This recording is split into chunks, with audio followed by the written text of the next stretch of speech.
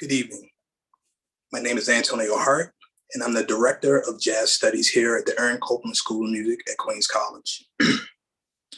Tonight, I've invited 4 amazing panelists to be a part of this informative dialogue. It is my hope that this will be the first of many discussions here at Queens College. I truly feel we can get rid of biases with knowledge of each other, being open to hearing each other's experiences, being more empathetic, and being open to non-judgmental conversations. The topic for this panel is being an artist and person of color in academia. I'm looking forward to learning from our guests this evening, and I hope we learn from their knowledge, their experiences, and their wisdom. So at this time, I would like to introduce each member of the panel. First, Professor William Pierce.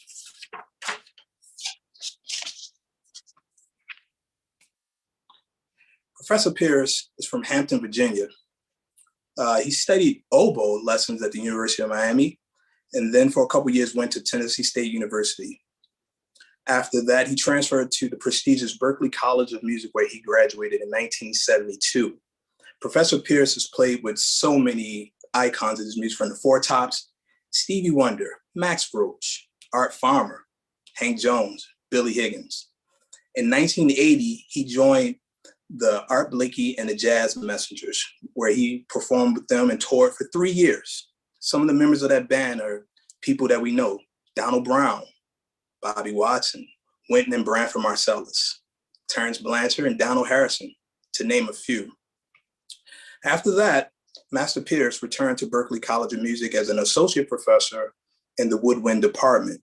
But while he was teaching, he still balanced his time between teaching and performing. He performed with Freddie Hubbard and the Freddie Hubbard Quintet, and notably with the late, great Tony Williams. And I'm really happy to say that I got to see that band a lot while I was in Boston. That was a real privilege and a pleasure. He has several recordings under his name on the Sunnyside label and countless other guest appearances on other performances. In 1997, Professor Pierce became the chair of the woodwind department at Berklee College of Music. And in 2019, he just recently retired. He's still active on the scene, performing a lot with Kevin Eubanks, and actually since 1999. The group has recorded at least 6 recordings. I'm really happy to have him here tonight, because the reason I went to Berklee College of Music was because of Professor Pierce. I read that he was part of the Jazz Messengers along with Branford Marsalis, and I said, that's the place I want to be. So at 17 years old, I walk into this gentleman's office not knowing anything, and he gave me the foundation that led to the career that I have today. So I'm just so thankful that he took me as his student. And one of the greatest privileges for me was when I got signed to my first record deal with RCA Records. I asked Mr. Pierce, Master Pierce, would he perform on my recording?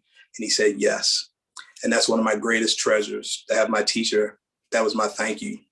So let's hear a clip of Master Pierce performing.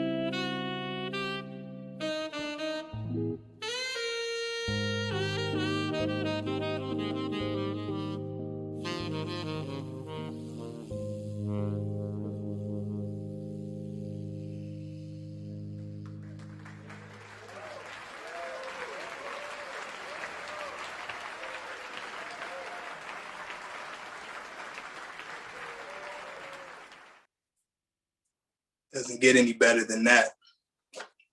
Our next panelist is Miss Toyin Spellman-Diaz, an oboist. She plays oboe. She's from Washington, D.C. She was exposed to music very early in life. Her parents had an enormous record collection, so she was exposed to all kinds of musics. She has her degree, bachelor's degree from Oberlin Conservatory of Music, and her master's is from Manhattan School of Music. She's performed with the New York Philharmonic, the Chicago Symphony Orchestra, the Chicago Civic Orchestra, Orchestra of St. Luke's, and the Orpheus Chamber Orchestra. That's enough said. That's the best of the best.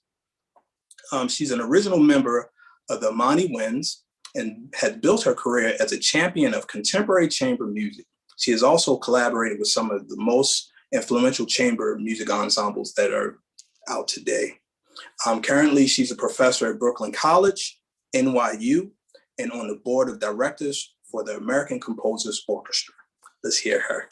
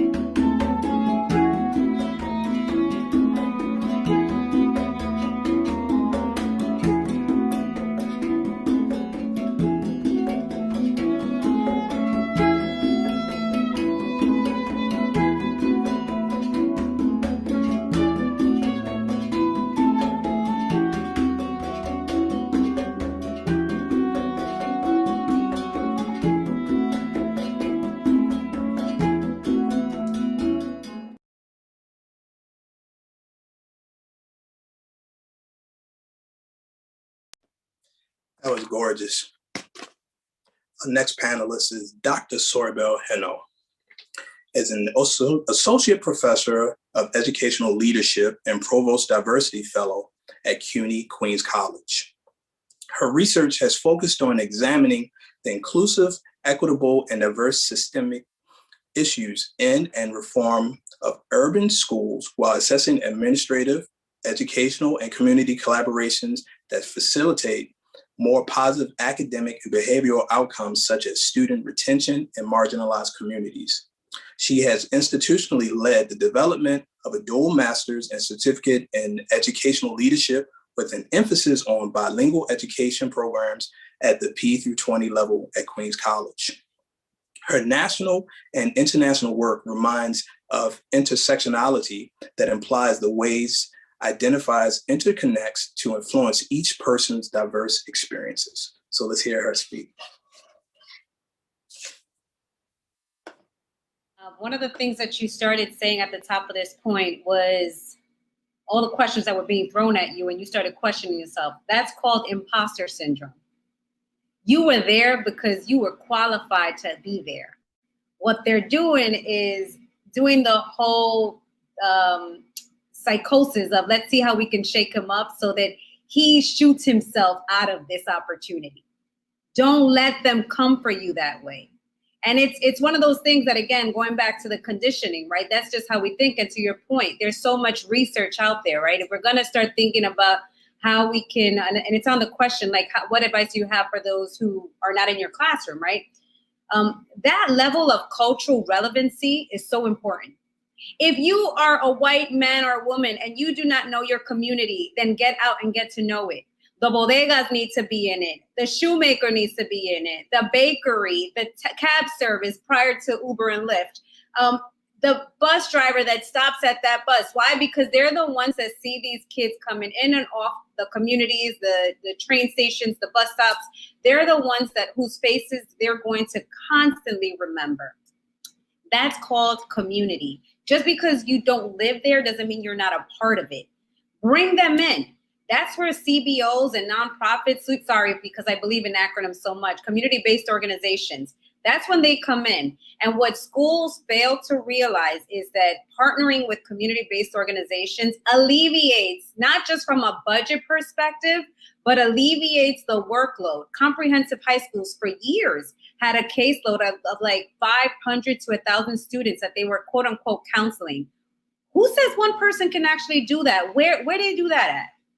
So what you should be doing is bringing in the community-based organizations to assist because they are trained to have social workers, school psychologists, and any supported services that you need inside your school.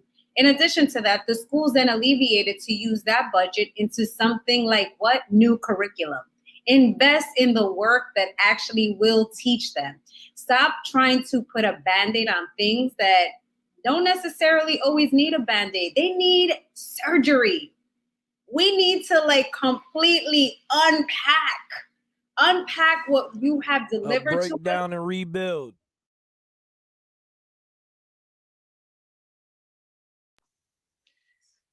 That's a powerful sister. Next, our final panelist is Professor Nasheet Waits.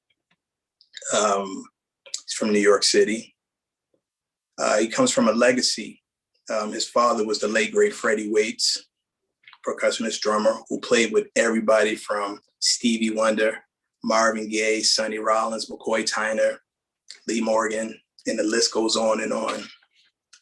Nishit actually didn't really start out wanting to have a career in music. He actually went to Morehouse College in Atlanta, Georgia, where he majored in philosophy and history.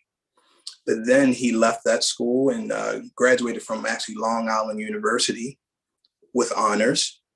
And he's played with everybody. He's actually first call, but he's played with people like Fred Hirsch, Andrew Hill, Orrin Evans. And for 20 years, he's been playing with Jason Moran in a group called the Bandwagon with Taurus Mateen. It's a very, very powerful unit. 20 years is a long time. And Greg Osbie is another person. And, in the early 90s, he actually toured and recorded with a young saxophonist named Antonio Hart.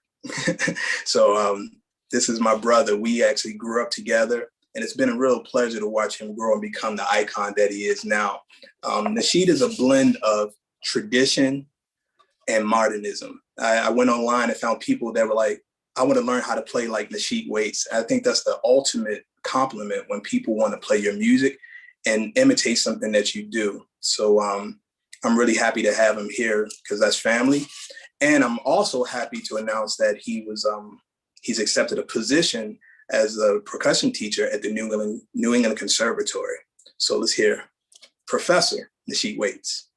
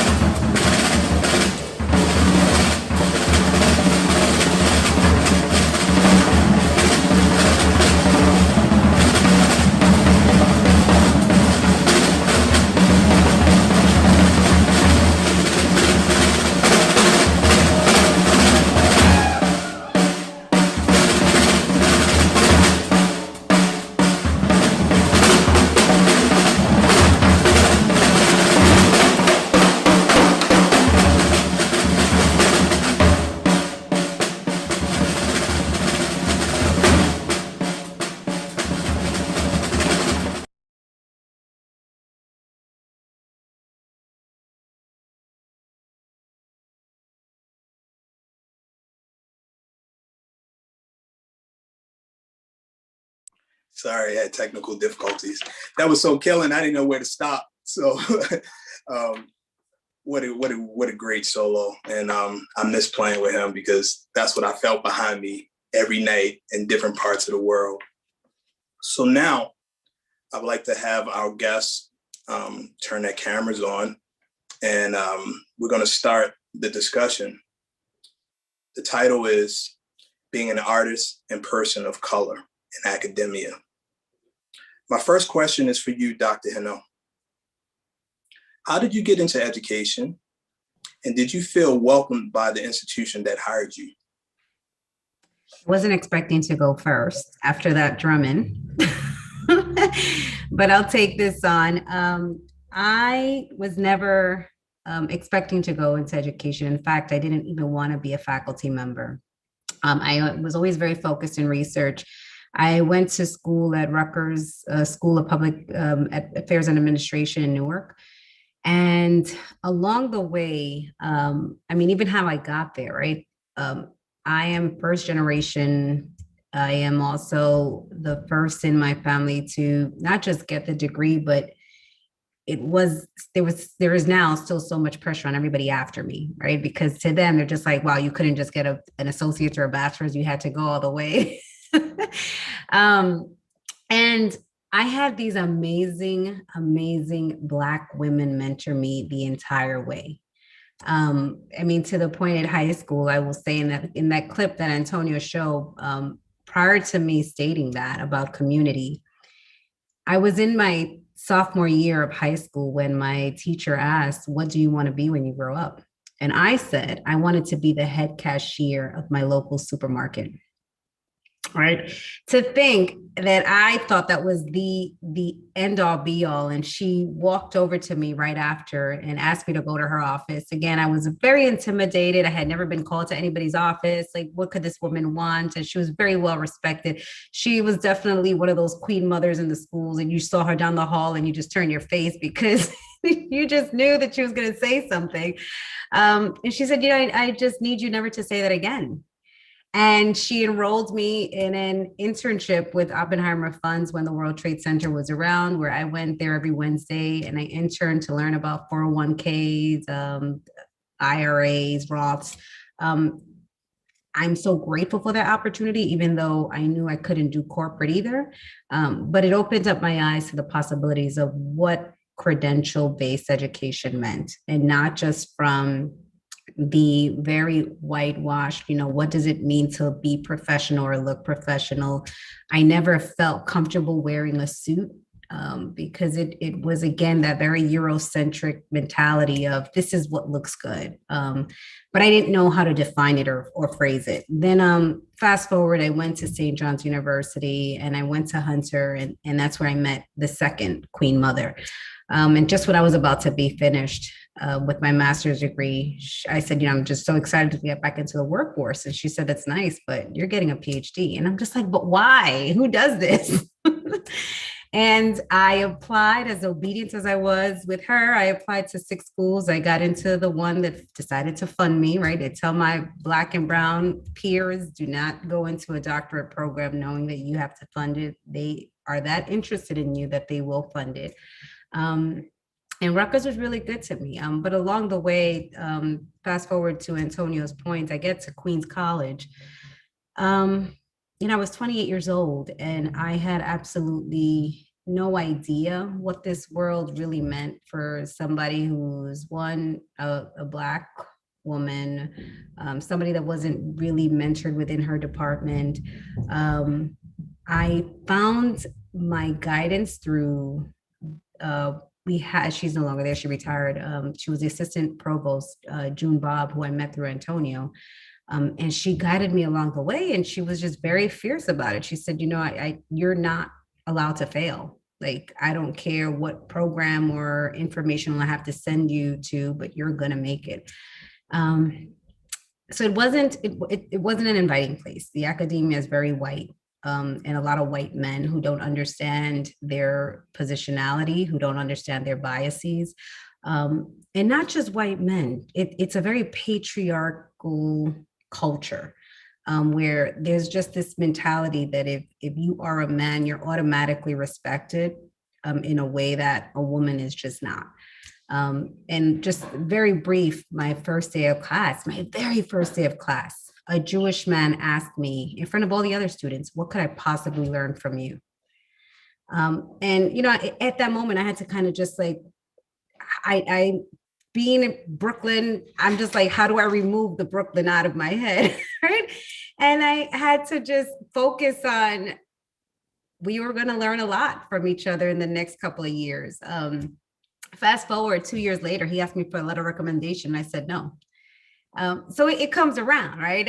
And the reason I said no was not because I was trying to get back. It's because he was looking to become a principal at a district with students that look like me. And my fear wasn't me, it was those kids. I know where your heart is at, and I know where your mind is. And I have zero confidence that you are the person for this position. So that's how I got into academia. Thank you very much. I learned something today. The next question is for Professor Spellman. Did you experience different attitudes from students being a female professor who is also a person of color? Well, first of all, I'm thrilled to be on a panel with such esteemed colleagues, and another oboist at that. How about that? I was not expecting to hear that today. This is great. Steve Wilson played oboe too. That's why Bill Pierce has that beautiful soprano sound. I figured it out. Wow. So it was great to then to have that, and I'm so glad you picked that clip, Antonio, because that's not what I normally do. I'm usually playing a bunch of fast classical notes. So that was really great that your students got to hear that. So, but let me get to your actual question, which is, how did I feel as an African-American woman as in a professorship? So I am relatively new to academia. And most of the predominant thing that I do is go and tour with my ensemble, Imani Winds. I'm on the road 10 months out of the year. So that's what, not fully the whole time, but that's what I'm doing, as many of you are too. So you're bragging now. You're really bragging. 10 months out of the year. I'm saying I'm humble bragging, absolutely. But what I'm saying is, I don't spend that much time in academia. I come in, I get in, and I get out, and I'm not. That's the way I like it. I think there's many different paths in academia. You don't have to have the kind of professorship where you're in there going to meetings, head of the committee. And I think up until the COVID, I have been assiduously avoiding that kind of situation for myself, because I wanted to identify myself as a musician and a musician only. Not that I have any problem with professors. It's just that's what I wanted to do, and I realized through this summer, through the BLM movement gaining traction and everything coming through, that I have more of a duty on an institutional level as an experienced musician at this point, 20 some years as a oboist with some renown, I might say, that I have I have things to give that I am not giving yet. And so through these past months, I've been talking to folks like the folks here at Queens College, and I've been going around the country virtually and speaking to people, speaking my truth like we're doing today. I find that this is the new way for me to express myself. And I'm finding that my experience has been that people have been open now. They are more open than they were to talking about the life of an African-American classical shy oboist. But it has not always been the case. And so I'm feeling like finally, in my experience, people are listening more to folks like us. And all of that to say, I'm glad to be here and glad to be a part of this discussion. But I have not had racism be a problem for me. People have welcomed Imani Winds into their experience because we can play our butts off. We play, so that people are fine with that. What I have experienced is sexism, I will say, because as a shy, smiley, people pleaser, young oboist out there in the world, people are not always necessarily looking to hear your opinion on stuff. So in that way, I have experienced some problems with that, but what doesn't hurt you makes you stronger, and I'm doing great now. So this is all lovely. Well, thank you for that answer. Professor Pierce,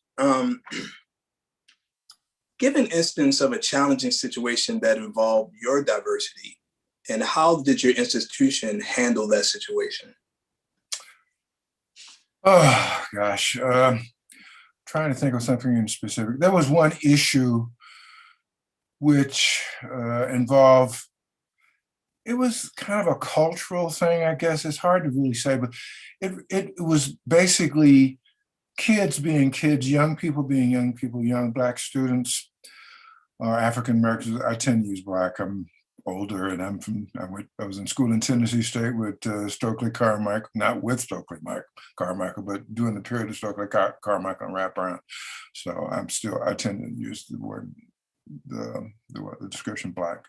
But anyway, so that happened, and it was so many different elements with it. It was really hard for me to decide which was all these different possible aspects of this situation. Like sometimes there's teachers who assume, rightfully so on a certain level, that they're the teachers so they can basically dictate to students. And I don't mean necessarily dictate, but a certain level of authority or of a representation of, maybe authority isn't the right word, but representation of someone, a guidance, someone who can guide and someone who can be able to ameliorate any sort of situation, or basically to set the tone of any not conflict, but any situation. It got a little out of hand because a lot of people got involved in it. And it was a difficult thing for me because knowing some of the people, I said, well, I'm not sure, about what aspect or what level of this conflict might be racially driven. And I tend to use the word cultural because sometimes people who are not aware of cultures, our culture, the Black culture, the African-American culture, sometimes sees behavior or just way people are in a way that's not like about that. It has nothing to do with how you're perceiving it. It's really just something that happens in, I don't want to say in the hood because that's so stereotypical, and basically, I don't want to use the word that starts with an H. It has the other syllable has an S, but it is a reality. It is a reality, and so because of the teachers that were involved, then other people started telling me, well, this is what really happened, and I went to the students, and I said, and there was one student in particular who I really trusted, and I said, look, man, tell me what really happened out here in Norway. And he was so reluctant to talk about it. It really said, well, I don't really know what happened here. But I said, look, maybe this is a moment where we can kind of all learn something. And then I spoke to the faculty member who's an African-American teacher, who's there with his students. And so he was pretty alarmed. He was alarmed, and he was rightfully concerned about his students. But we worked it out with most of the participating faculty members. And it was a lot of elements, and especially at Berkeley, because there's all kinds of little cultural pockets there. There's like the rockers, there's the pop people, there's the producers, there's the classical, there's the jazzers. But generally, everybody has a much more open sort of understanding about everybody else's musical efforts. I mean, and they try to be that way. So I knew the people that were involved there was one, let me think about this. One was a classical person. It was two women and a guy. And the guy actually precipitated all this stuff because to him, he thought, well, if I walk through the hall, you shouldn't be, lolling about, and you shouldn't have your feet out in the hall. It was just kind of stupid on everybody's part. But it kind of taught me something about how there's no really one definable way that anyone can look at any situation. You really have to sit down and think about it, talk about it, and discuss it with all the participants to really get an understanding about how much of this might be cultural. I like to use the word cultural imperialism, but it's a lot of different ways it can be perceived. That was the one thing I remember in particular. But a lot of, to be honest, man, I've been retired for close to 2 years now. I try to forget everything that was a little distasteful or that was hard for me to deal with, except the things that I really thought were egregious. I won't forget that at all. And And it wasn't much of that, you know, because you went to Berkeley, you know how it is. Berkeley, it's an institution based on the culture, or primarily based on the efforts of the African American community in America. I mean, it wasn't always identified as such, especially when I was a student there, but there was a certain amount of respect, I think. It seemed like that. I mean, it wasn't articulated, but it makes for a difference. It's not like a traditional liberal arts institution. So it was, for me, maybe I deflected a little bit too much to what my perception was of people. But after a while, I could, you know, especially when I became administrator, I started to see more and more things that might have been, yeah, just the same old, and just because of you know, power and all that stuff. But I was fortunate to go to Berkeley, but I was even more fortunate to go to Tennessee State for 2 years, because I was nurtured in an environment that was completely African American. So that kind of helped me to understand, give myself identity. Whatever I didn't have at that time, it was like 1965 through 67. So things are really happening in terms of young people and our culture, and at least our young people understanding and identifying and being able to articulate who they really were, or have a deeper understanding, at least from my perspective. So when I got to Berkeley, I was kind of ready for a lot of stuff, or I could deal with it better. Although I had a few experiences.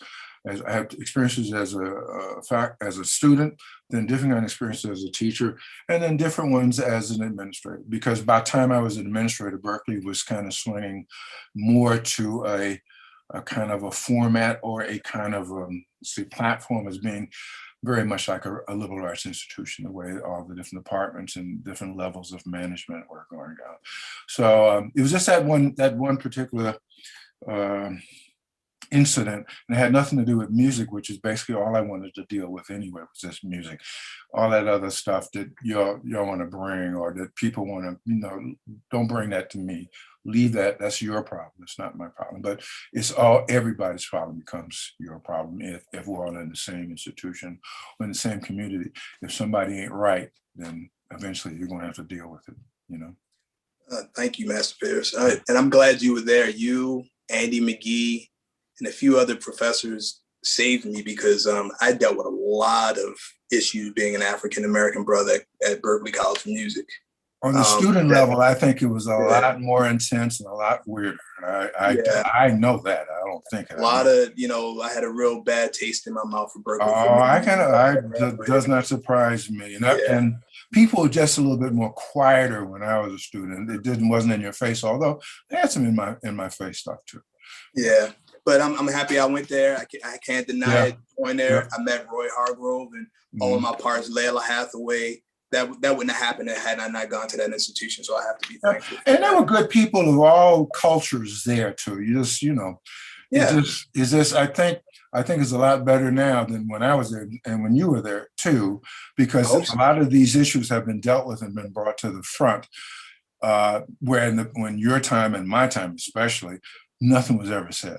Nothing was ever said. Yeah, one day we have to have a conversation about an alumni luncheon I went to.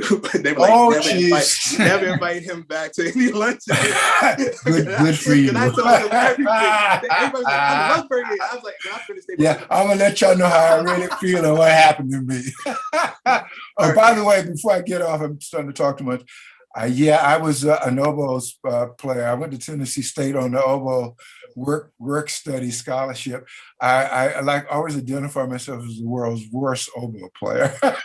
And when I heard you play the English horn, I said, see, that's how it's supposed to sound. Yeah, pretty amazing. Pretty amazing. Professor Waits, I have a question for you.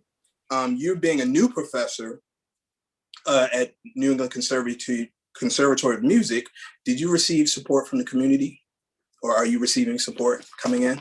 From which community? In the NEC. Well, I haven't. Yeah, it was relatively supportive. I mean, in the sense that, but it's also been closed for the most part since. I mean, in a physical sense. So I haven't. I saw the provost and I saw the head of the department, and that was about it. But Billy Hart's been there for like 10 years or something like that. And he said he's seen them cats like twice. So I don't expect that to change.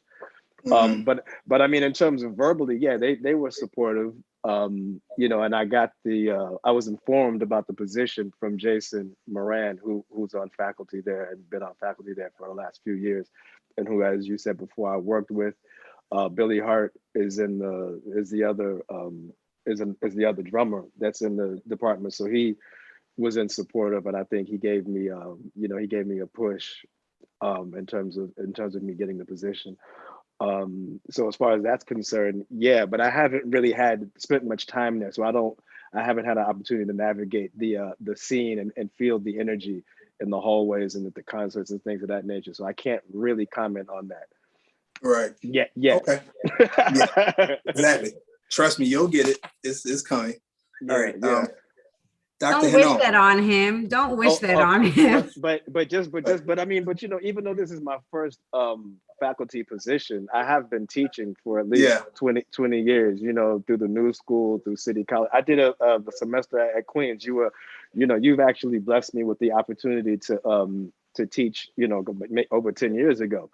I had quite a few students from Queen College, and one of the first master classes I did was at Queens College. You gave me the opportunity to do that as well. So you facilitated, Professor Hart. You facilitated a few of those opportunities for me, and I appreciate that very much. You know, you've been a beacon for me all along the way, giving me my first opportunities to travel the world and learn how to play this music, and also in the education. So I just want to give you a thank you and give you a shout out. Well, you know, like I said, man, we grew up together. You know, you saw me in the development stages, still developing, but like in the very beginning stage. And, you know, I've already told you how I feel about you, bro. And I'm so happy that everything is happening for you and your family. So I just wish you continued success. Likewise, brother. Likewise. And another quick shout out to Toyin, because I noticed Madeline in your video, Madeline was like my neighbor. I saw that was shot in the, so I mean, that it sounded beautiful, but when I saw that, it gave, you know, it wrenched my heart a little bit. Right. Well, may she rest in peace. The player in there, she passed a couple of years ago. Madeline Daly, she was part of the Women of the Calabash. Yes. Wonderful ensemble that toured, and I saw them when I was in 8th grade, and so to play with her was always an honor, and just one of the most lovely people you could ever meet. So I'm really, like I said, Antonio, I'm really glad you played that clip. I'm glad I picked it. It was beautiful. Dr. Heno, I have a question for you. Were there diversity sensitivity courses at your institution? And were there opportunities to talk about diversity with your students and faculty? So no is the quick answer. I came from a Research One institution where everything was structured in a way that it was just planned out for you. You knew research, you knew theory, and you knew practicum, and then you went out into the world and wrote your dissertation. I had really, really high quality professors at Rutgers, and they cared so much for our success because they realized that it was a reflection of them. Now, coming into Queens, that wasn't the case. However, because I already had the structure from when I was a student, when our program coordinator retired, I went into my drawer and I was like, look what we can do. And what we did was we restructured our program where culturally relevance, everything is in there. So the buzzwords right now, right? The diversity, equity, and inclusion, which unfortunately people think are all one word, right? Like as if it's D, right? They're completely different respectively. And it has always been my intention, because diversity has been the umbrella of my work, to emphasize that just because you look or are aesthetically checking a box doesn't mean you're a diverse person. Like your thoughts may not necessarily be that of sharing how equity and inclusion are in that conversation. You know, unfortunately, over the last year, we've had enough emphasis on the real pandemic, right? COVID came to us as just like like here y'all are. Yeah, y'all thought y'all were finished. Here is the exposure. And now we have justice and belonging. So you're going to hear the words continuously expand, right? Diversity, equity, inclusion, justice, and belonging. And they're probably going to get larger. The acronym is probably going to grow, but that was the emphasis and truly the beginning of me understanding that while I didn't have to decolonize my curriculum, I understood that the program didn't reflect what I was teaching. And I also had to do my own audit, right? And I tell my students all the time, just because I ask you to read something doesn't mean you don't challenge me. It's not even that I agree with it. It's just something that you need to understand from a literature perspective. This is what other folks are saying. It's important that while you may not agree, that you understand it and understand why they're there. Globally, the US is not necessarily prepared to deal with the challenges of the influx of these real conversations, right? We have the 1619 Project, which was created to really honor our transatlantic movements. But it was deeper than that. It was bigger. And in every field that we are a part of, Blackness is real. Blackness is involved. You don't continue to work without the ideologies of understanding how being Black is essential in everything that's done. And at that moment, it was clear that we had to do our own equity audit in our curriculum, and we ripped it apart, unpacked it, and realized where we were going wrong in our program. And we are now at a place where we're not 100%, but we are so comfortable when we have even our white students say, wow, I just disrupted myself. I didn't realize that was me with my own bias. And that's what this is about, without judgment, without having this, well, how do you not know this, right? You're an educator. No, you don't know this because you've never been challenged to know it. But it's important that you don't repeat it once you identify it, because now you know, so now you're responsible. Mm-hmm. Wow, great answer. Professor Pierce, going back to Berkeley, what changes did you observe during your time at Berkeley? And since Berkeley was predominantly a white institution, did you have time to adjust to fit in, or could you just be yourself and grow as an artist and professor? I pretty much didn't really worry too much about fitting in because I was already there, as an undergraduate, and I was there for a long time. And I had enough mentors, and they were all white, but they were people who pretty much looked out for me in terms of the musical side of it. I was allowed to play. I was allowed to be visible, and by doing that, I grew. But what was your question again? I drifted off. Well, senior moment. What changes did you observe during your time at Berkeley? Okay, good. That's cool. The biggest change really was just seeing more Black students. That was the greatest change for me to see, and to see that people, at least they certainly said it, and you could see it, that they were really pursuing more students. They were, that period when I left Berkeley, when all those guys were there, when Branford and Mark Gross, Mark came with you. Mark was a little bit ahead. Mark, he was like maybe 2 years older than me. I think, what's Smitty there then? Smitty, Jeff Watts, what's his name? Terry Link Harrington, Greg. Yeah, when all those people hit Berkeley, that was an explosion of Black talent, Black excellence, actually, because all those kids were so gifted and they all went on to do big things. So that started it. And I don't know if that was any design or if it just worked out that way, because actually Berkeley was still relatively cheap then. So it wasn't necessarily by scholarship, but eventually as it got more expensive, then they really had, at least it was identified that they were trying to keep a certain amount or have a certain amount of recruitment towards African-American students. And I remember doing some things specifically that in that regard, sometimes even a few things, down in my hometown or my home state of Florida, but different around the nation and around the world, but it's around the nation. So they did make an effort, and I think they still are. It's just, it becomes, for Berkeley, the issue with Berkeley's not like a lot of other institutions that may have a much more generous endowment, or they may have more ability to assist students who may not have the funds. That doesn't necessarily mean Black students, but a lot of times it does.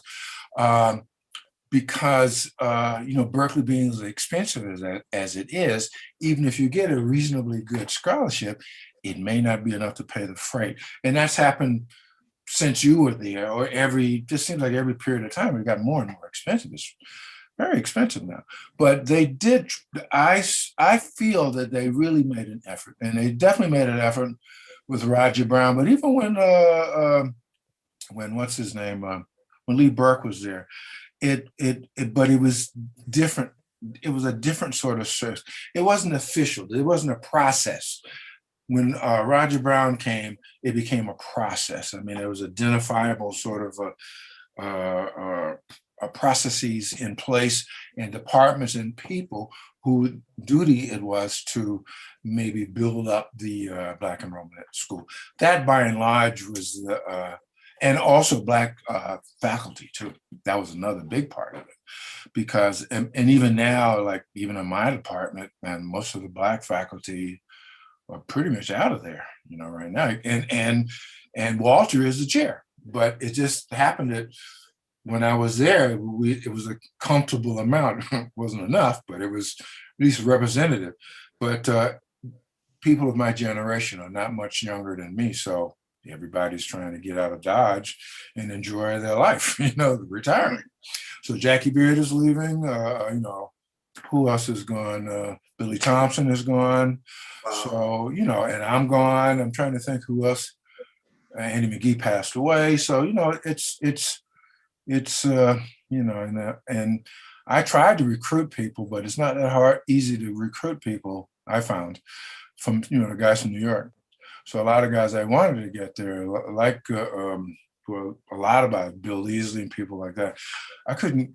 It wasn't enough money, and it wasn't enough bread to make it worth their while to be there in terms of the faculty. But it's something they still deal with, I guess, because it's kind of it's a long commute. 200 miles is still a long commute if you got to do 2 or 3 days. Yeah, it's a real long commute.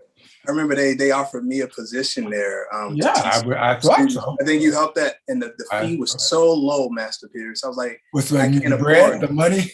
Yeah, I can't afford especially according to the go back. Because Boston is the same price as New York, basically.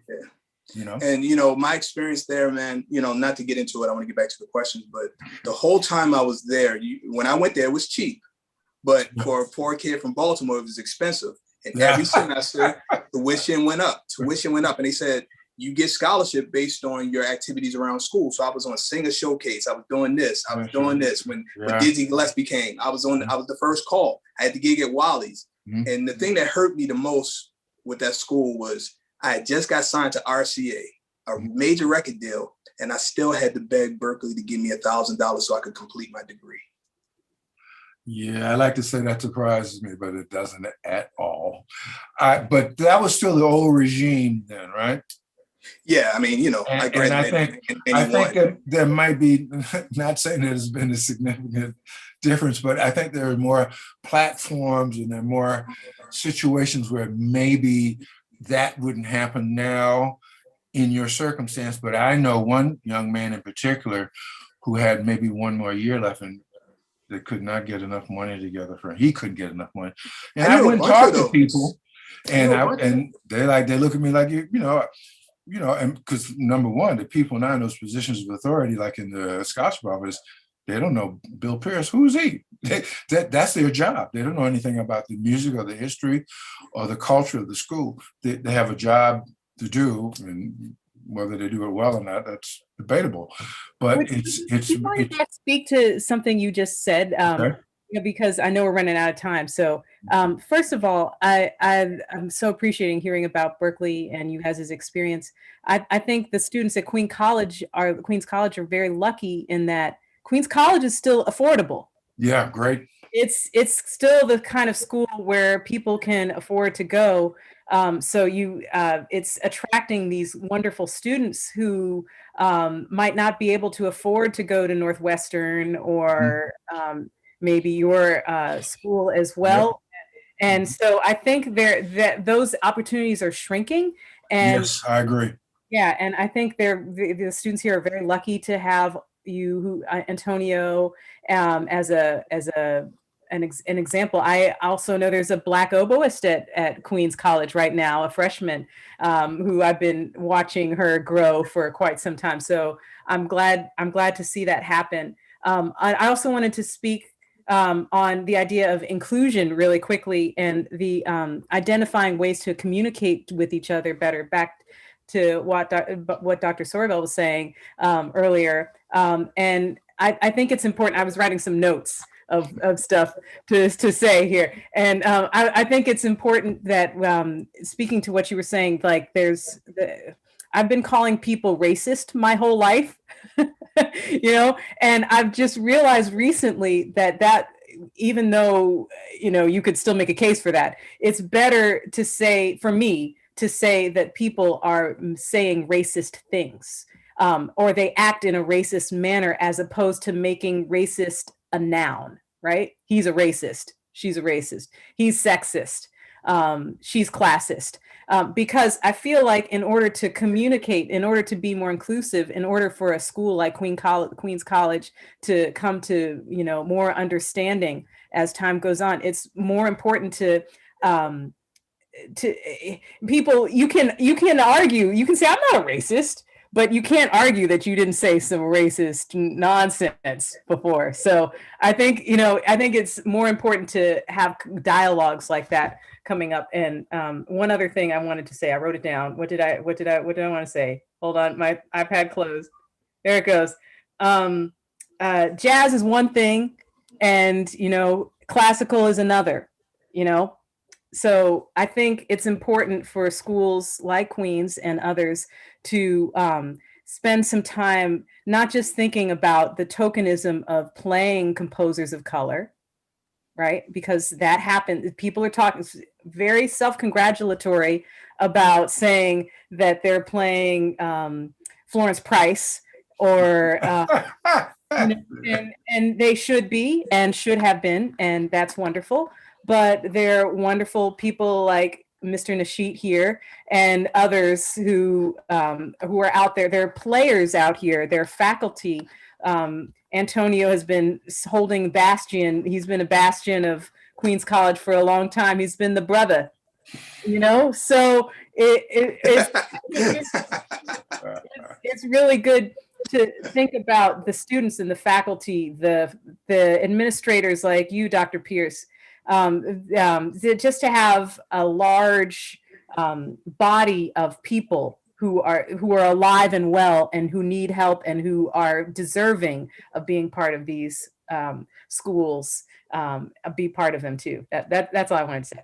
No, that's great. I'm glad you brought that up, and that's part of this discussion, allowing us to have this. The new administration at the School of Music is open to these things. They want to make these positive changes. The old guard is leaving, and it's becoming a much more positive environment for me, because I've been there for 20 years and I've gone through some stuff being one of the only Black professors in the building for a number of years.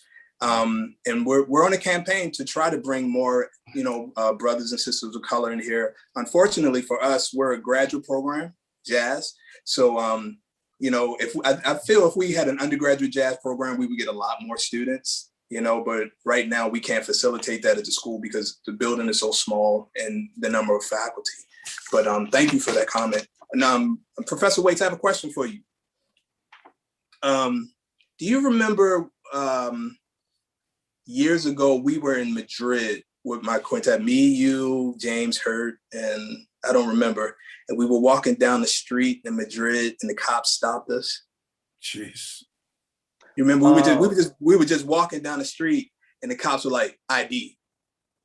Do you remember Oh that? man, no, I don't remember Okay. that. Yeah. But I remember another occasion where that happened in Paris, and they asked me for my passport. So Yeah. I've experienced that Yeah. before Yeah. So overseas. this Though. what happened was we got stopped by the cops and they asked for ID. And when we pulled out American passports, you could see the disdain on their face because they couldn't mess with us.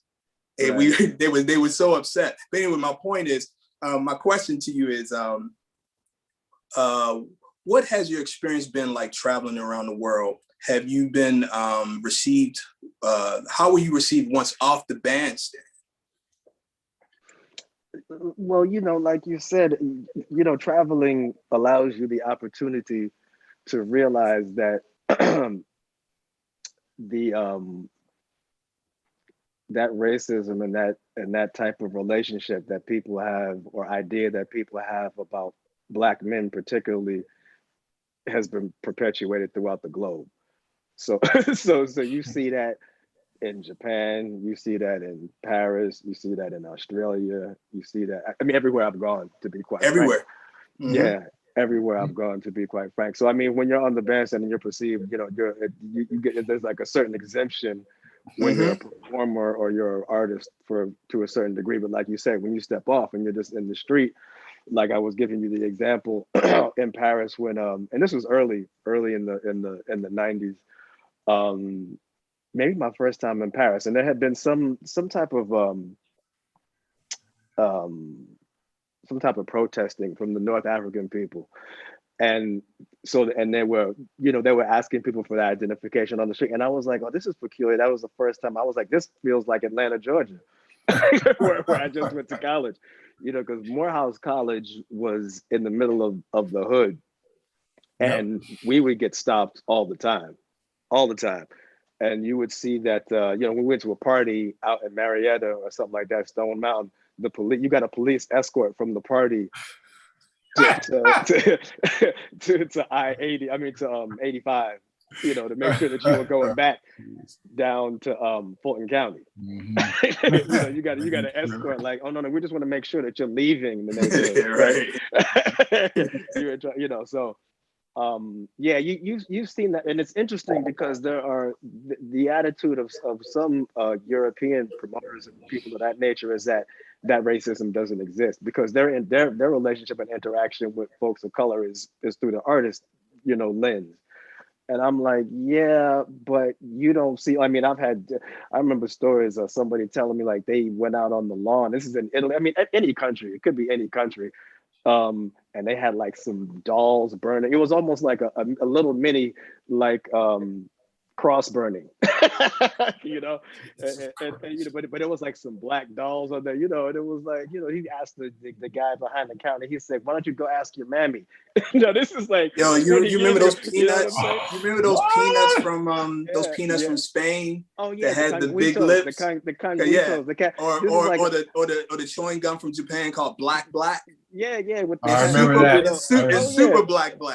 Yeah. So I mean, these images are perpetuated throughout, these cultures, and a lot of people don't understand. They don't understand why it's harmful.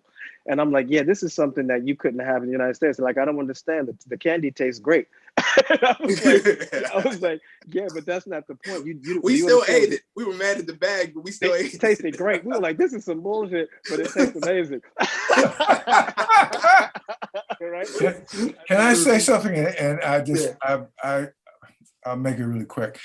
We were over in Europe somewhere, and then a lot of times my interaction with white Americans in Europe has been quite strange, to say the very least.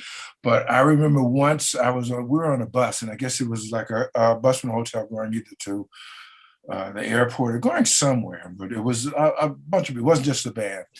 And I remember this one woman probably heard us talk and said, "Oh, you gentlemen, you're from America?" I said, yes. And he says, "Well, so are you athletes or in the military?" I was like, that's my choice, huh?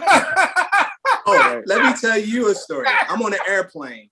I'm writing a big band arrangement on my computer, right? So I got a score. I'm writing stuff. So I'm on an end, a lady, Caucasian lady, white dude at the window. So they're looking at me, and the guy says, "What are you, a rapper?" And I was like, Yeah. so, I'm talking to this lady, I'm like, look, I'm a professor at a college. I'm an international recording artist. And I'm telling her this stuff, because they engaging me. The guy tunes out because he don't want to hear it. So when the lady was talking, I said, well, here's my card. I'll give you my card. And if you want to look me up, here you go. And she said, you are a professor. So like everything I said to her, she was like, oh, you talking. Yeah. And I know she went home and researched me. She had to do it at that point.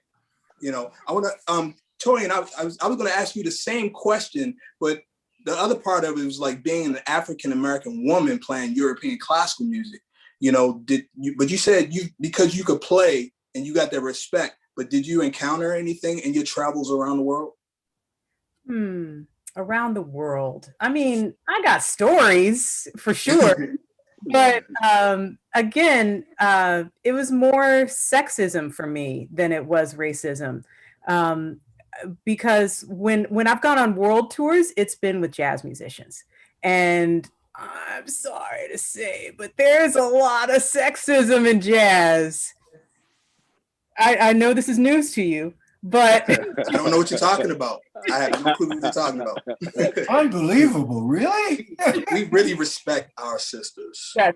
That's right. Well, I think it's getting better, a lot because women are standing together and making sure people know things. I've always wondered, y'all can get on this. Why aren't there more books about women in jazz and history? Like I'm dying. My dad is a jazz historian, folks.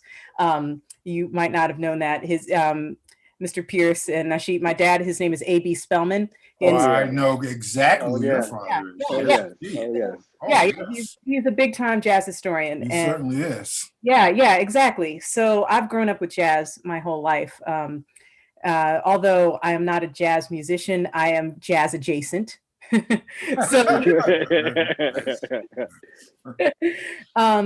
But let's see, as a classical musician, around the world, I mean, there have been times when in immigration, they've given us a little bit of problems and like, you're going to do what?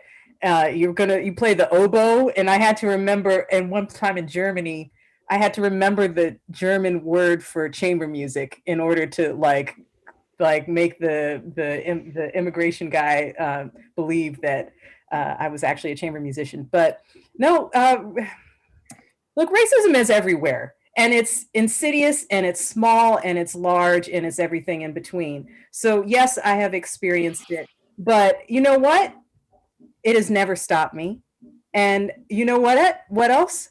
I am here now to help everyone, my students of color and my professors. I'm here, I'm shown up and I'm here to help everyone understand that nonsense has nothing to do with how to move forward in the future of saving classical music, which, by the way, is in a lot of trouble right now. I'll share this information. This is kind of personal and private, but I'm going to share it anyway, right? Imani Wins, we just released a new album. It's called Brutes. I'll put it in the thing. It's #2 on Billboard chart right now, right? So I was going to plug it, but go ahead, keep going. Yeah, there it is. It's about social justice. One of our pieces is written by Vijay Iyer, and it's about the George Zimmerman trial for the murder of Trayvon Martin. So that's the kind of classical music I'm a part of right now that I'm privileged to be a part of. But okay, so my point about classical music being in trouble, we're #2 on Billboard charts, right? We've sold maybe, this is very, it's not talked about. We've maybe sold 300 albums and we're #2, right? So the number of albums that are being sold, the classical music genre in general is not, we don't sell that much. So, and the world is shrinking a lot. And, we beat orchestras like Vienna Philharmonic with John Williams is #1. That's #1. And then we're #2. And then underneath us is the LA Phil. So, right. So just so you know, it's not just because we're a chamber music ensemble. It's just the numbers. So what are we going to do? what are we, students who are graduating right now, what are we going to do to make this music be more relevant and be more of the times we live in? What we're going to do is we're going to make personal music that speaks to what is on our hearts and in our minds. You can still play Beethoven, but you got to do it in a way that is different from what has been done for the past 100 and some years, because like I'm saying, the market is shrinking rapidly. So the only way to make this worthwhile is to make art more personal.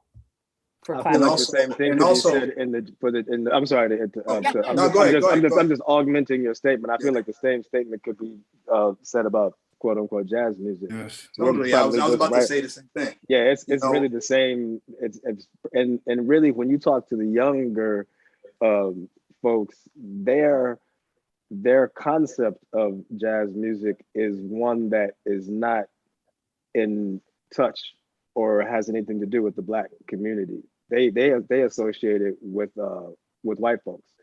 And so their concept of what the music is or the history, they have no concept of it. Yeah. So I mean, for myself, I was fortunate because I was raised in a home where my father was a musician, and there was also that was part of my culture. But for people who aren't raised in homes like that, it's very difficult for them to access it. It's not out there. It's easy to access. I mean, like now everything is at your fingertips, but what's actually promoted to you and towards you, it's not. And that's something that I work really hard on at Queens College because we have a heavy population of Asian students, people from Israel, all over the world. And they learn this music in the classroom, in the laboratory. So they know, what scales to play with this, and paint by numbers, but they know nothing about the people that created this music. And that's something that I stress. We have the archives of Louis Armstrong on our campus. Anything you want to know about the father of this music is like, 5-minute walk. You'll learn about the evolution, the beginning of this music. I used to make them go to the African American church. And I tell them, I'm like, it's not about converting you to Christianity, is you have to get that experience of being in that culture, hearing the pastor say the sermon, the beginning, the build-up, the end. When you talk about call and response, everybody gives that same answer, jazz, call and response, but this is what it is. When the pastor says something, they respond to it. When the choir sings something, they respond to it. I want you to know about that. I make them dance in improvisation class, and that tells me a lot because the music is not connected to their bodies. It's all up here. So the first class, I just put on everything. I put on Lauryn Hill. I put on Machito. I put on Bob Marley.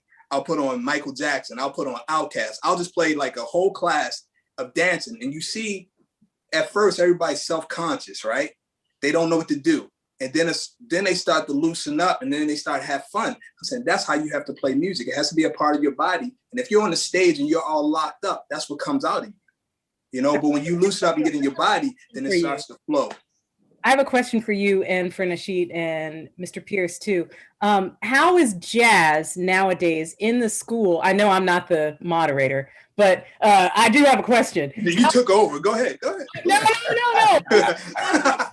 I wanted you to shine. So how is jazz in the schools, not only speaking to the past, but how is it speaking to the present these days? How is it speaking to the moment of now in the schools? And like, I know, Nasheet, I know who you play with and I know what you do. So I know you have something of today's, but I'm wondering what it's like in the schools and how it's taught to be relevant to today's times.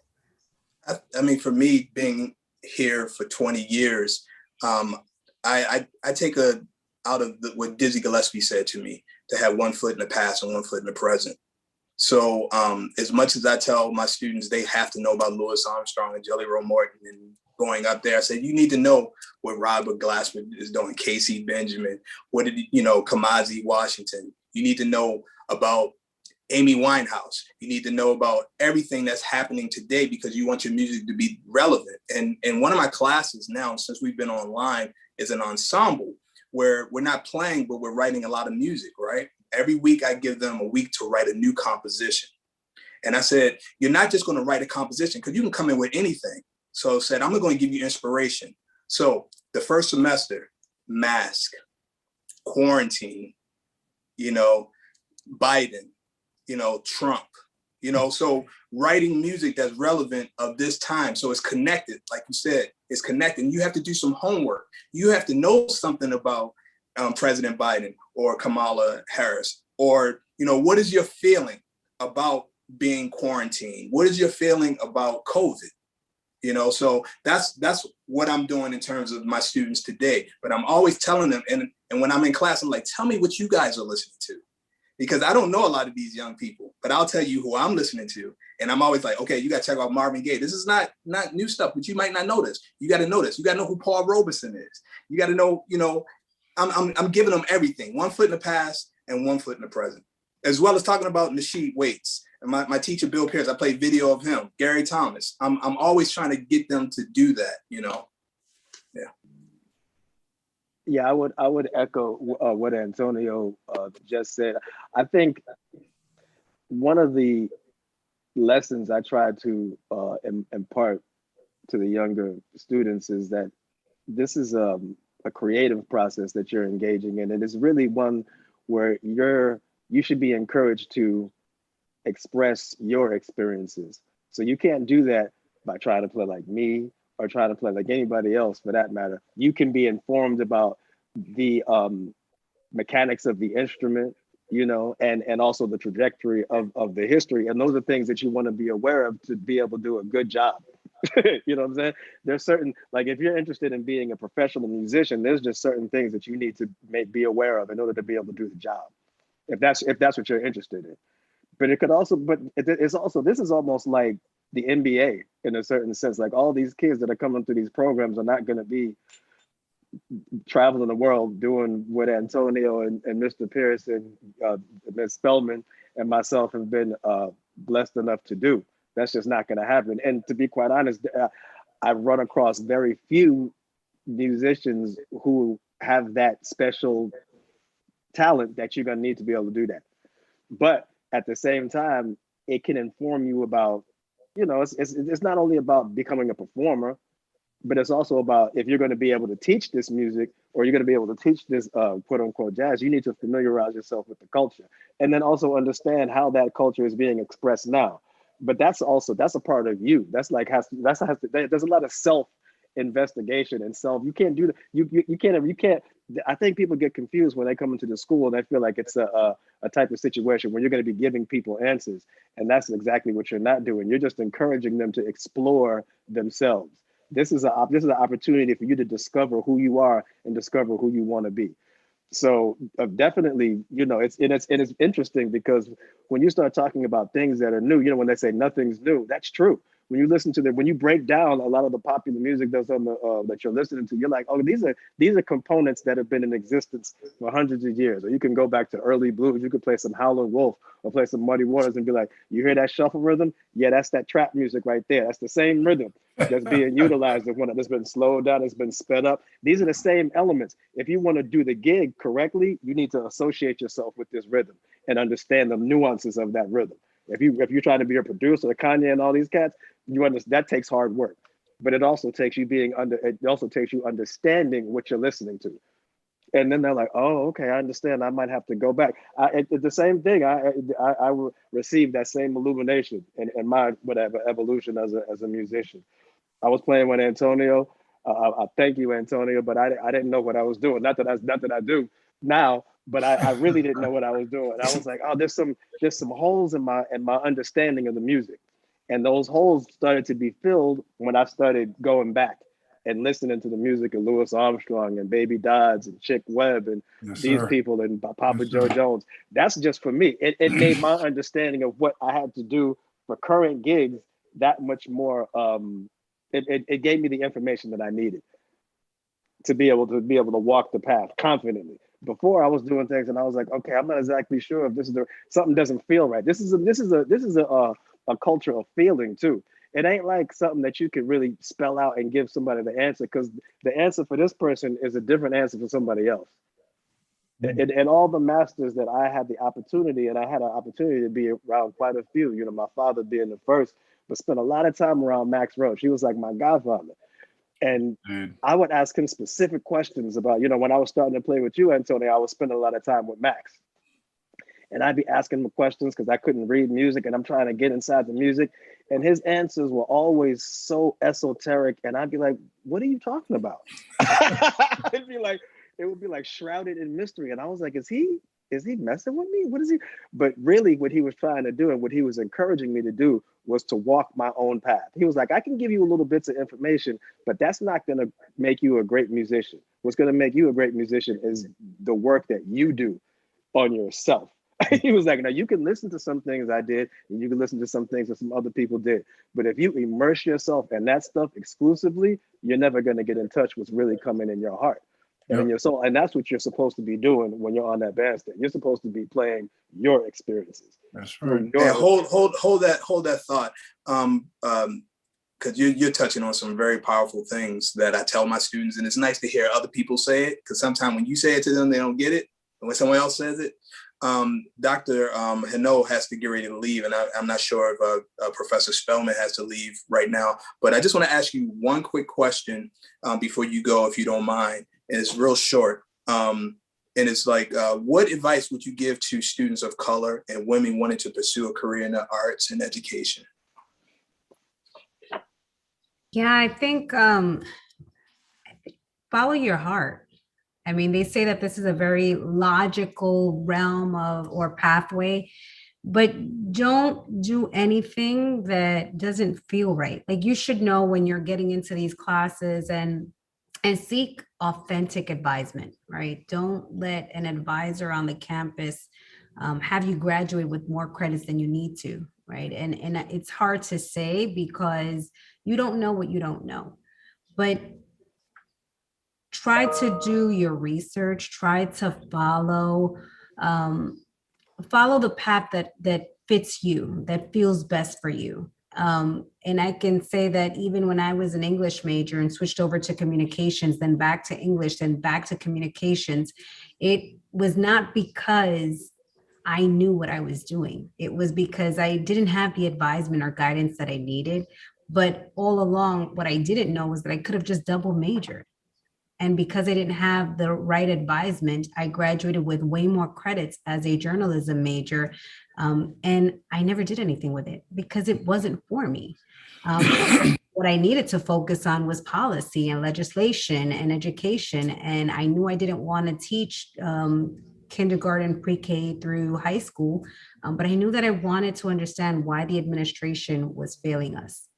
And I started having very uncomfortable conversations with folks that I knew had the knowledge and kept insisting on them giving me their time and just wanted to learn beyond the classroom. So yes, absolutely. Reach out to folks that you know are probably going to have those answers for you. Don't be shy about reaching out to an administrator just because you think that they don't have the time for you. That's what we're there for. And I tell this to my colleagues, Queens College is not a research one. If students do not come to our campus, we do not get paid. So in essence, we are there because the students are there. And I tell the students all the time, remember, you are the reason for all of this to happen. And even at Research One institutions with endowments, right? You can be a Harvard, Princeton, Yale, Brown grad, but does it really matter if you're not walking out of there with that substantial knowledge to truly make a difference and just say that you have an Ivy League degree and not be a good person? So I say all that to say it's just do as much research as you can to do what is best for you, and don't have that image of societal success guide you in through this, because success is different for everybody. Thank you so much. I know you have to go for another meeting, but I appreciate this platform with you beautiful musicians, and I am so honored to have been here with you all, even though I'm not a musician. Pleasure to meet you. But you know a lot about music, I remember. Yeah. I do. Well, have a great evening. I'll talk to you soon, okay? All right, take care. Bye. Pleasure. Professor Spellman, same question. Okay, well, I've just pulled up a list of I got my trusty iPad here. I got a list of things I wrote for another talk I was giving, and it applies to the Queens College students as well. Just take out as few loans as possible has been already said. What do you want to do when you graduate? That's a question music students don't really ask. They just say, I want to be a clarinetist. Well, what do you mean by that? Like, what kind of music do you want to play? Do you want to be a chamber music musician? Do you want to do jazz and classical? There's all sorts of ways to be a musician, so be specific. Play new music all the time, regardless of your instrument. Teach students in low-income community music schools. Do solo rep outside of the usual suspects of stuff. Don't just play the stuff that people normally play. Play music by women composers, and look for LGBTQ plus composers. Arm yourself with knowledge from outside of the canon.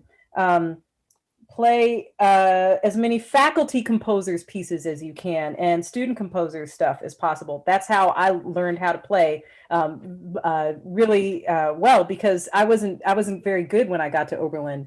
I had to, and the way I got better, so I didn't make it into orchestra when I first got there. So what I did was I played all the student composers pieces, and they were learning how to write for these instruments, and they would write ridiculous stuff that was so hard. So I got pretty good at doing stuff that was pretty hard. And then that was an edge I had. Tape yourself, take a rhythm ear training seriously. I think a lot of classical musicians don't take ear training as seriously as they should. But now at NYU, I have some students who can't hear a bass line. Like I play a piece for them and they cannot hum the bass line. So take ear training really, really importantly. Be on time. Use your metronome and tuner all the time. Look teachers in the eye and thank them regularly. Thank them for their work. Go to summer music festivals. Try to take voice lessons, because if you're a wind player, voice people know what they're doing in a way that they have a whole system that they've worked out. So take a voice lesson. Try to take an acting class, because that gets you out of yourself. Try to take an improv class. That's good. Yeah. I mean, like comedy improv class. They get you out of your head. So that's good. Take lessons with other instrumentalists. Yeah. Out for what you want to see in curriculum. You, like the doctor just said, good doctor, she said that we have some control over what you see. You're paying for this. So, speak out for sure. Look out for students who may be struggling, because there's students who are struggling with mental health issues. It's hard during COVID, but look out for your fellow students. They might be struggling with racism, sexism, iniquities of some sort. And unfortunately, or no, it's not unfortunate. We're a community, so you have to look out for them. Relationships. Hey, how about this?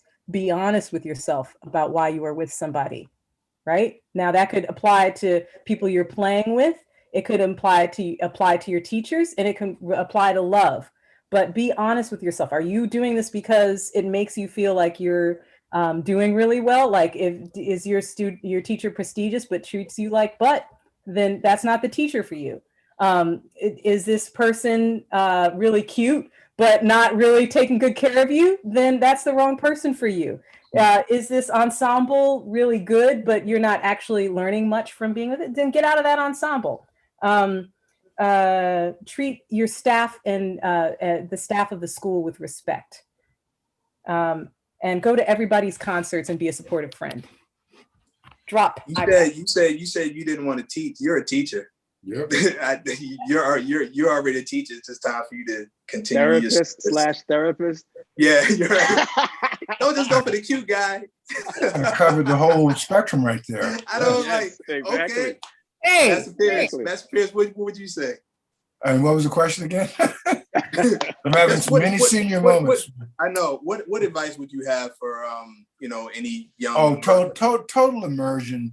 Like if you're going to go to music school and you've made a decision to be a musician or an artist of any sort, make sure that you really know that's what you want to do, and then go for total immersion while you have this opportunity to learn as much as you can about what you're trying to do. Because once you get out of college, you're going to have to pay the rent. And so maybe by then you'll have diversified your skill set enough where you can do what you really want to do, but even if you have to do something else, it's relatively close to what ideally you like to do. But you just total immersion while you have the opportunity to do so, learn as much as you can, and also diversify, what I think we've all said the same thing, diversify your skill set. Make sure that you know more than maybe one thing to do, at least experience it. Even if you don't become a real practitioner of different music styles. I mean, up until COVID, I mean, there was still people working on Broadway. That's still, hopefully that will still become return where people can make a living doing it. But anything like that. But I would say learn every aspect. I mean, people always talk about learning the music business. I guess that's true, but I learned all the aspects of the music business so you can be an employable person.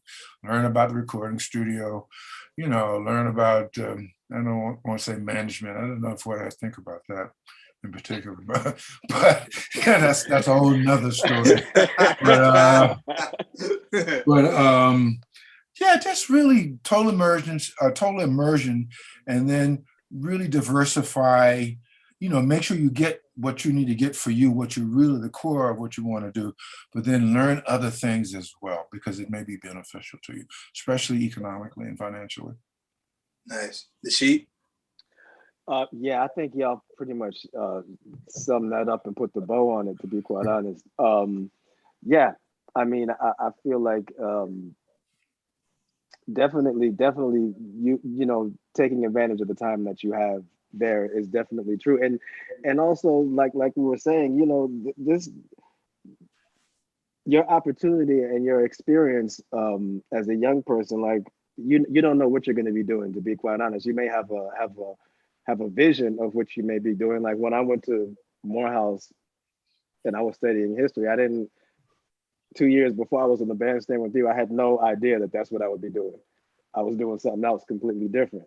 But those lessons that I learned in those, my history of Africa class, history of Caribbean class, thank you, Dr. Wyndham, it's still with me now. And it was with me when I was in the bandstand with you.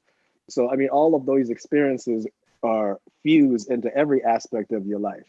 I was just talking to an old student of mine, and now she's getting ready to do some administrative work down in DC, and she was talking about it, and I was like, no, but the fact that you have that type of mind, the creative mind, being able to think out the box, a lot of people, the way they learn, it's like with a template in mind. You do this, this is going to be your result. I feel like this music will teach you that, yeah, that can be the way you approach it, but then there could be another way to approach it. There's an infinite way to approach certain any topic, any subject matter. And I feel like this gives you the tool to be courageous enough to take that chance, because it really takes courage to be a musician or to be any type of artist and stay up there and bare your soul and have somebody critique it. but you get comfortable. Yeah, it's like taking your clothes off and walking down the, people are like, oh my God, I thought, did you see? Right. I thought, oh my word, so it's like, you're going to get all kinds of opinions about that. And you having the faith in yourself to put yourself out there and be able to understand that it's not always good. You're not always going to like what you hear, but that's okay. That's what life is about. People aren't always going to like your stuff. And that's okay. That's okay. It gives you a certain strength in knowing that you have the ability to fail and try again. Yep. That's important. Yes, sir. Sure is. Incredible. Guys, it's time to close this down. I mean, this could go a lot longer, and I'm really, really thankful that all of you guys came. Each one of you are very special to me, and I hope that the students and faculty that attended learned something and have been inspired by the comments that were made tonight. I just want to read what I wrote. I want to thank our distinguished guests for participating this evening, and I hope their experiences have enlightened and inspired our audience. Looking forward to more of these discussions in the future.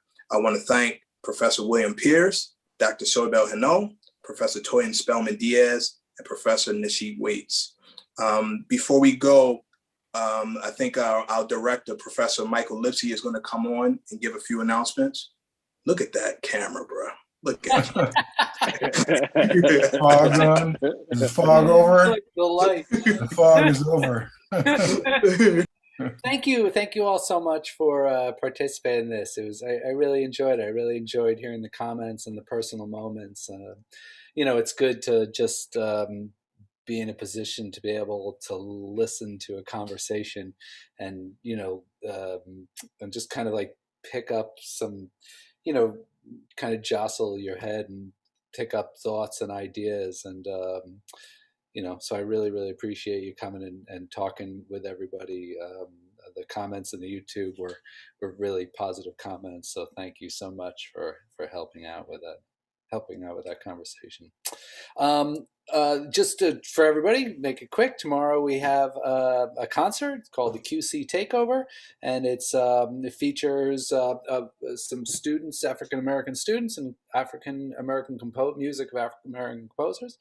So join us for that. There's a link out. I think it's probably in the YouTube at this point, and it's at 12:15 tomorrow. It's about an hour long. And then on Friday, we're having a really interesting thing where we're watching one episode of African American Passage, I think it's called, Crossing the Rivers, and Dr. Henry Louis Gates' program. And then afterwards, there'll be a conversation about that. So thank you very much. And thank you again, all of you. It is a pleasure. Those that I don't know, it's a pleasure to meet. Those I do know, thank you again. Thank you. Thank you for having us. So I just want to thank, the Aaron Copland School of Music. Thank you, Professor Lipsey, our director. I'd like to thank a Director of Administration, Ms. Jane Cho, and college laboratory technician, Mr. Justin Chicarico, and his staff for making this happen. Again, Toyan, Nishit, Master Pierce, I just thank you for being here. Thank you very much. This meant a lot to me, just to connect with you guys. And thank you for everything that you've done for humanity, through your music, through your teaching, and just being the people that you are. So Thank you. Good night, everybody. Thank you. Good night. Thank you for the opportunity. Good night. Thank you for the opportunity. All right.